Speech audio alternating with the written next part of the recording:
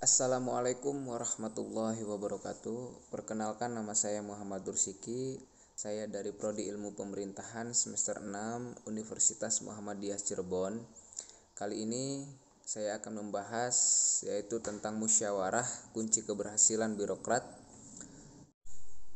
Nah, mungkin dari teman-teman semua sudah tidak asing dengan kata musyawarah, tapi kali ini saya akan mencoba untuk menjelaskan sedikit tentang bagaimana pengertian musyawarah, terus ciri-ciri musyawarah, lalu tujuan musyawarah, manfaat musyawarah, dan prinsip-prinsip musyawarah. Oke, langsung saja. Kalau begitu, ini penjelasannya. Musyawarah. Kata musyawarah berasal dari bahasa Arab, yaitu syawara, yang artinya berunding, urun rembuk, atau mengajukan sesuatu.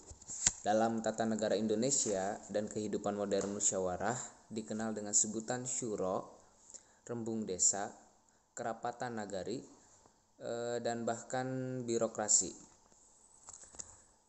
Setiap manusia memiliki sudut pandang yang berbeda dalam melihat permasalahan atau tujuan tertentu. Kadang-kadang perbedaan sudut pandang inilah yang membuat ketidakharmonisan terjadi antar manusia atau kelompok. Maka dari itu, Islam sebagai jalan hidup seorang muslim memberikan tuntunan untuk bermusyawarah dalam banyak menyelesaikan permasalahan dan mencapai tujuan.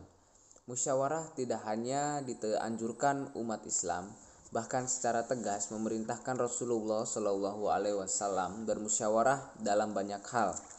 Allah Subhanahu wa Ta'ala berfirman, "Maka disebabkanlah rahmat dari Allah lah kamu berlaku lemah lembut terhadap mereka. Sekiranya kamu bersikap keras lagi, berhati kasar, tentulah mereka menjauhkan diri dari sekelilingmu.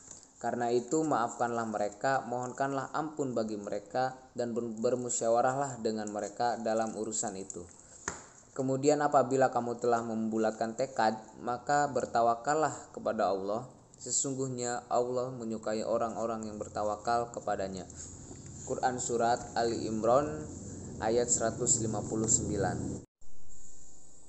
Kali ini yang pertama ada pengertian musyawarah. Musyawarah adalah suatu sistem pengambilan keputusan yang melibatkan banyak orang dengan mengakomodasi semua kepentingan sehingga tercipta satu keputusan yang disepakati bersama dan dapat dijalankan oleh seluruh peserta musyawarah. Lalu yang kedua ada ciri-ciri musyawarah. Musyawarah memiliki ciri-ciri seperti berikut. Yang pertama, dilakukan berdasarkan atas kepentingan bersama. Lalu yang kedua, keputusan musyawarah dapat diterima dengan akal sehat dan hati nurani. Yang ketiga, pendapat yang diusulkan dalam musyawarah mudah dipahami dan tidak memberatkan anggota musyawarah yang lainnya. Lalu yang keempat, mengutamakan pertimbangan moral dan bersumber dari hati nurani yang luhur. Yang ketiga, tujuan musyawarah. Tentunya dalam musyawarah harus ada tujuan yang harus dihasilkan dan diputuskan. Yang pertama, mendapatkan kesepakatan bersama sehingga keputusan akhir yang diambil dalam musyawarah dapat diterima dan dilaksanakan oleh semua anggota dengan penuh rasa tanggung jawab. Yang kedua, menyelesaikan kesulitan dan memberikan kesempatan untuk melihat masalah dari berbagai sudut pandang sehingga keputusan yang dihasilkan sesuai persepsi dan standar anggota musyawarah. Keputusan yang diambil dengan bermusyawarah akan lebih berbobot karena di dalamnya terdapat pemikiran, pendapat, dan ilmu dari para peserta musyawarah. Yang keempat ada manfaat musyawarah. Berikut manfaat musyawarah diantaranya. Yang pertama, melatih untuk mengemukakan pendapat. Yang kedua, masalah dapat segera terpecahkan. Yang keempat, keputusan yang dihasilkan mempunyai nilai keadilan.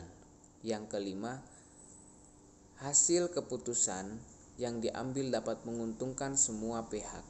Yang keenam, dapat menyatukan pendapat yang berbeda. Yang ketujuh, adanya kebersamaan. Yang kedelapan, dapat mengambil kesimpulan yang benar.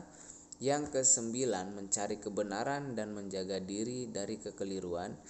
Yang kesepuluh, menghindari celaan. Dan yang terakhir, terciptanya stabilitas emosional. Dan yang terakhir, ada prinsip-prinsip musyawarah. Proses musyawarah tentunya tidak dilakukan dengan begitu saja, melainkan harus memiliki pedoman yang wajib ditaati saat melakukan musyawarah. Prinsip-prinsip tersebut antara lain, yang pertama, musyawarah bersumber pada sila keempat Pancasila, yaitu kerakyatan yang dipimpin oleh hikmat kebijaksanaan dalam permusyawaratan perwakilan.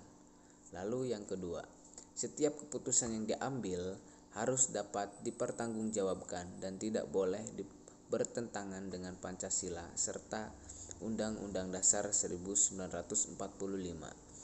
Lalu yang ketiga, setiap peserta musyawarah mempunyai hak dan kewajiban yang sama dalam mengeluarkan pendapat. Yang keempat, setiap keputusan baik sebagai hasil mufakat ataupun berdasarkan suara terbanyak harus diterima dan dilaksanakan. Yang terakhir, apabila cara musyawarah untuk mufakat tidak dapat dicapai dan telah diupayakan berkali-kali, maka dapat digunakan cara lain, yaitu dengan pengambilan suara terbanyak atau voting. Baik, mungkin itu saja yang dapat saya sampaikan mengenai musyawarah. Apabila terdapat penjelasan yang salah ataupun pembahasan yang kurang lengkap, mohon dimaafkan. Kurang lebihnya mohon maaf. Billahi taufiq wal hidayah. Wassalamualaikum warahmatullahi wabarakatuh.